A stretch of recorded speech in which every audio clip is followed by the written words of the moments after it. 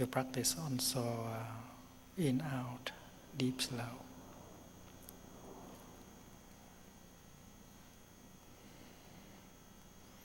And suppose you are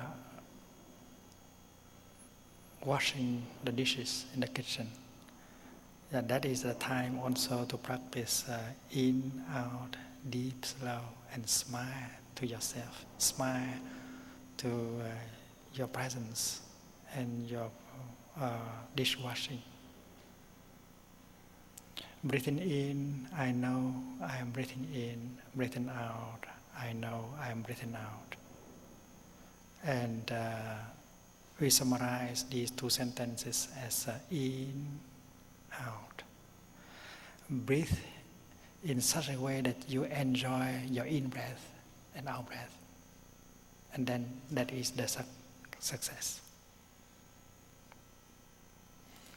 It's a very simple exercise, and yet if you do it, you realize miracles. Just breathing in and enjoy it, breathing out and enjoy it, and be one with your in breath, be one with your out breath, and become fully alive, fully present in the here and the now.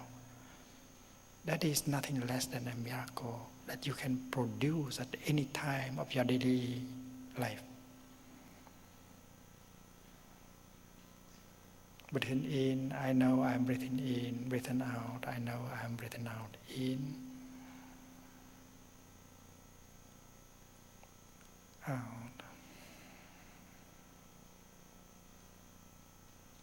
When you do like that, mindfulness is there, concentration is there, and life is there. You stop all your thinking, your projects. You are one with your breathing. It's wonderful.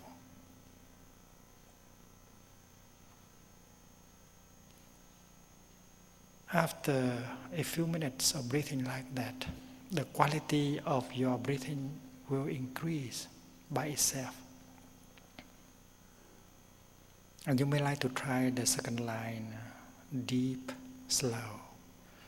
It means breathing in, I know that my in-breath has become deep. It has become deep by itself, not because of your intention to make it deeper.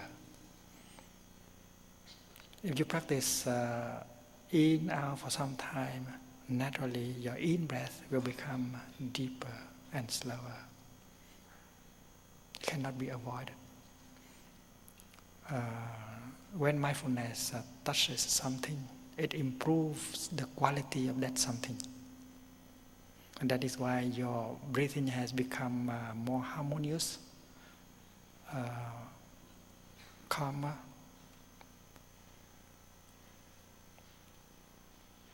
And that produces a more pleasant feeling within your body and your consciousness. So deep, slow means breathing in, I notice that my in-breath has become deeper. Breathing out, I notice that my out-breath has become slower. It only means that the quality of my breathing has been improved.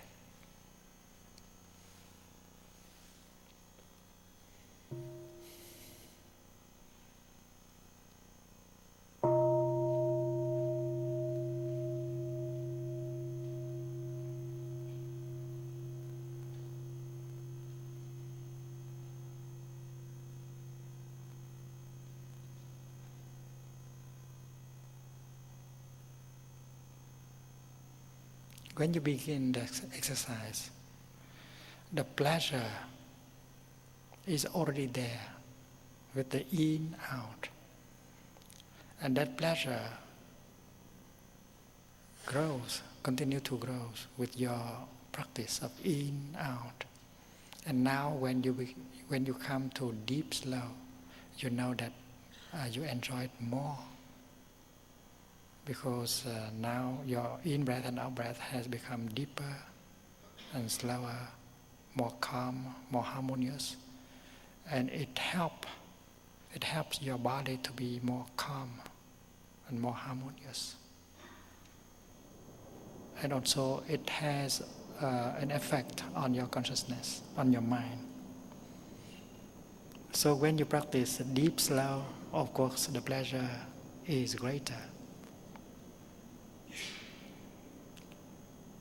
Just because the quality of the breath has increased.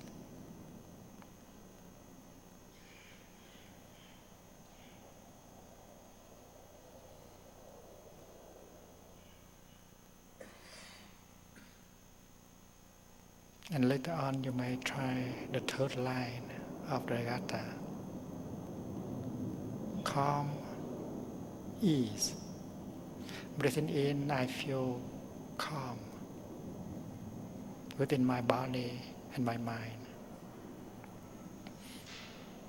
Or if you want, you can see it as breathing in, I calm the activities of my body.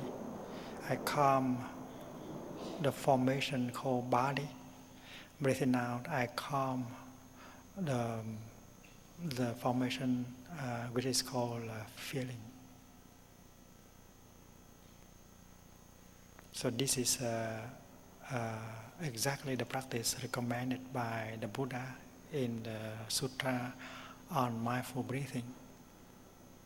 Experiencing the feeling I breathe in, experiencing the feeling I breathe out, calming the feeling I breathe in, calming the feeling I breathe out.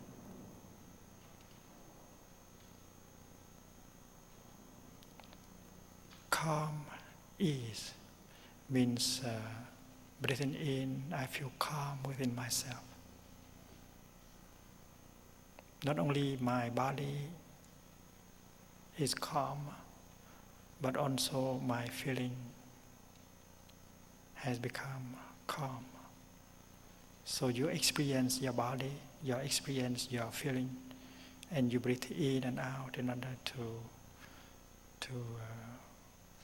calm the formations. First your body and then your feelings. Ease means breathing out. I feel at ease. I ease everything. I take everything at ease. I take time to live my daily life. I am not in a hurry. I feel wonderful in this moment. It means ease. You feel light. You don't feel burdened by your worries, by your afflictions. You feel you have the freedom within yourself, within your body. You feel being yourself, not a victim of your worries, not a victim of your past and your worries about the future. Calm, ease. And of course, that exercise is also very rewarding, very pleasant. Breathing in, I feel calm within my body, my feeling. Breathing out, I feel very much at ease with myself. I take everything at ease. In, out, deep, slow, calm, ease, and then smile, release. Breathing in, I smile. Breathing out, I let go.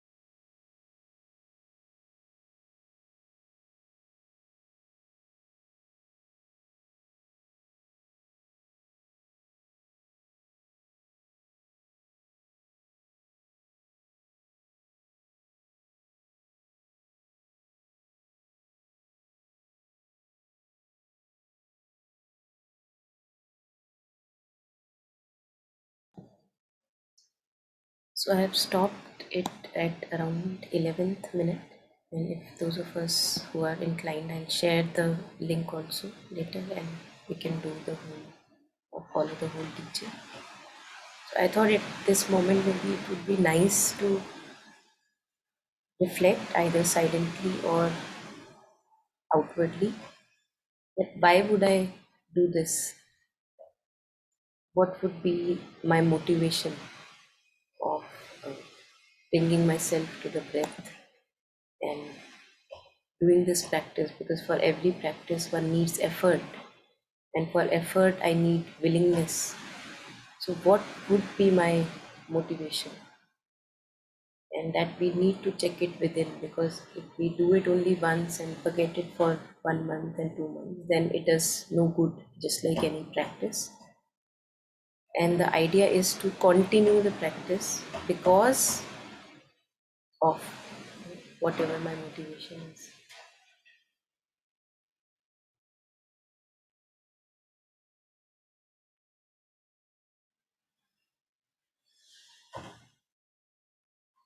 And to also see that it's so simple and yet it has so much of power.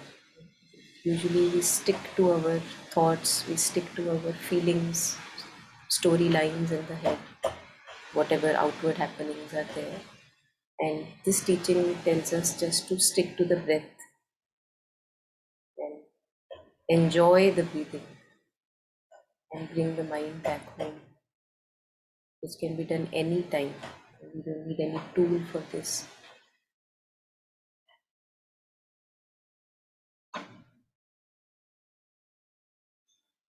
So yeah, I would open for reflections. We have about 10 minutes or so. And yeah, it would be nice if we can reflect.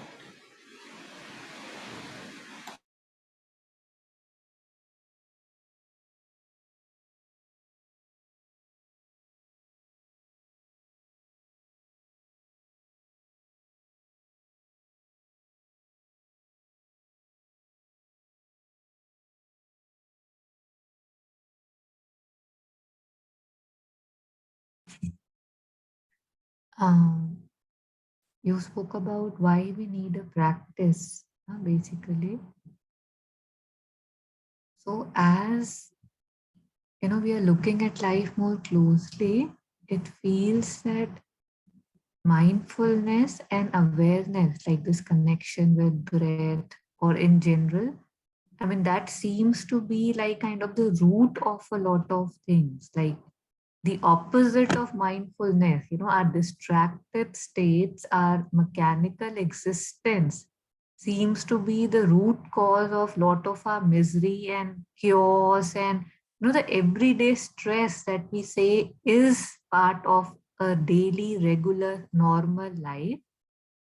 If that doesn't, if we don't want that anymore, if we want to actually have some peace and calm and not depending, that is not dependent on outside factors, because if it's calm outside it's very easy to be calm. But like when Thay started Thai, he basically said that I keep going to my breath, right? Like anytime anything happens, I go to my breath, I go to my breath. So instead of the outbursts or the headaches and migraines and anxiety or panic attacks, we also have an option which sadly we have come quite far from, but gratefully more and more of us are realizing, is going to the breath. And it's like they say that how guided meditations are again entertainments, right? But this is not a guided meditation, this is a practice that one can do, a very simple poem and very deep, like we just did it right now. Like how, what can be simpler, right?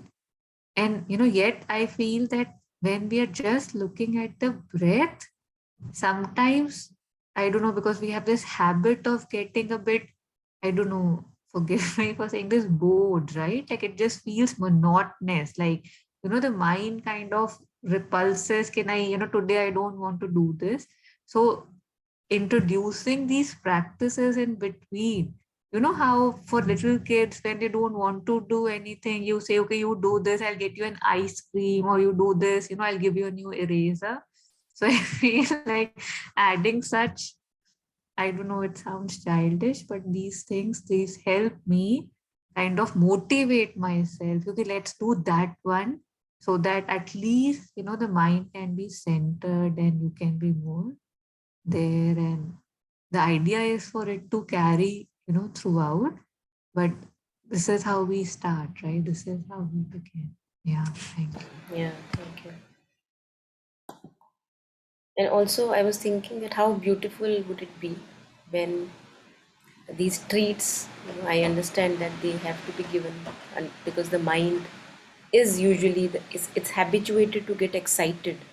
So now, even on the path, one has to give it decent excitements so that it can remain. But I think it parallelly we can also, if we have suffered enough, as you said, the misery of getting into the loop of the thoughts and feelings and overwhelm, if we truly have suffered enough, then the taste of joy for no reason that we get with the breathing, I think if we can develop a new taste of that calmness and stillness and ease, as you said, ease, simplicity, if only we can get that taste, I think there is no greater reward than that. But I understand because it takes time to get the taste, and the mind does get bored, and it is okay to provide it with a little bit of reward to stay on the path. Yeah.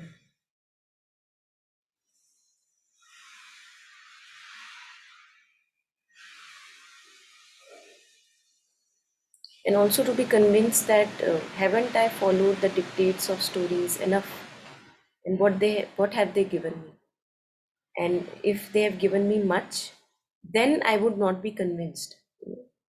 That's why suffering comes into picture, because if my life is going well according to my storyline, why would I be convinced to practice?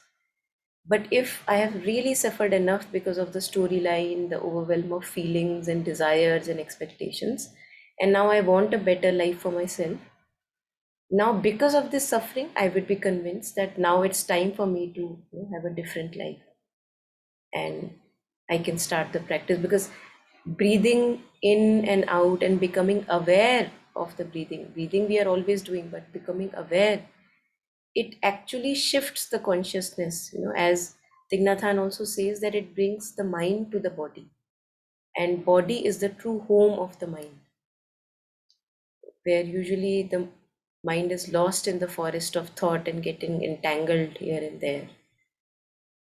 So if we can develop this new taste as an act of kindness to ourselves, that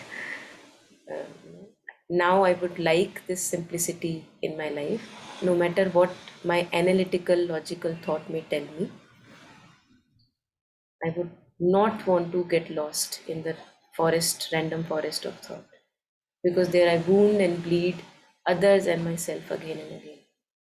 And it is not to say that thoughts are vicious. Usually, 98% of the times, we are trapped in vicious loops of thoughts. So, thoughts can be made use of, but usually, thought is making use of us. And that's where we need to have a bit of self mastery, as you said, that because of the misery that we create going to that.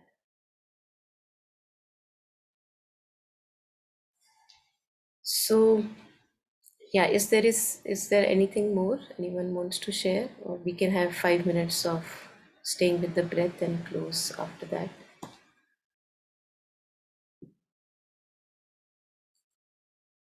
Okay. So just to share that there are many ways, just like we say to the divine, there are infinite ways, number of ways how we can reach the divine, go towards the divine.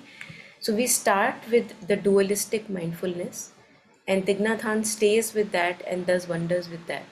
So whatever our kind of inclination is, and the other masters who work with breath have also shared that as you stay with the breath, like a dualistic mindfulness, I am aware of my breath. So there is an object and a subject. Slowly, you also pay attention to the awareness which is looking at the breath. So breath is acting as a support, Anything can act as in support, like a mantra can act as a support. So if at the moment breath is acting as a support, later on, slowly in my practice at various times, I can also bring my awareness of awareness, that I am aware that I am breathing, and stay as awareness. So that is a bit of, and give awareness more importance than the support, for example. But again, there are many, many possibilities, and each one has its own miracles. So, whatever suits you and whatever feels that it's doing the job for you, I think we continue with that.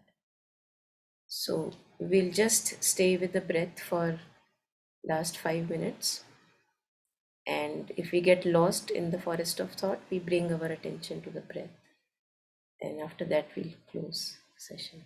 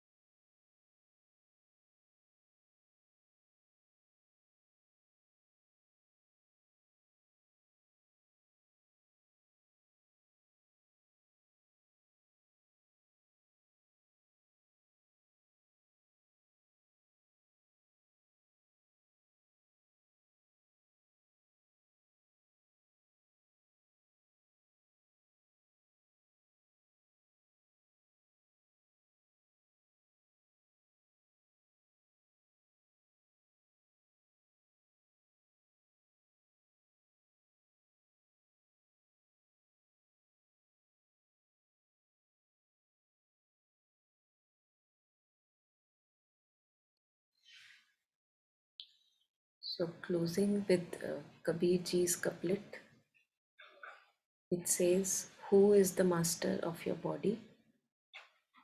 Your senses are looting you, they're taking everything away from you, while the master is not home." So let's practice every day, every moment, as much as we can, to keep the master home in the body. And thank you, everyone. Thank you for joining.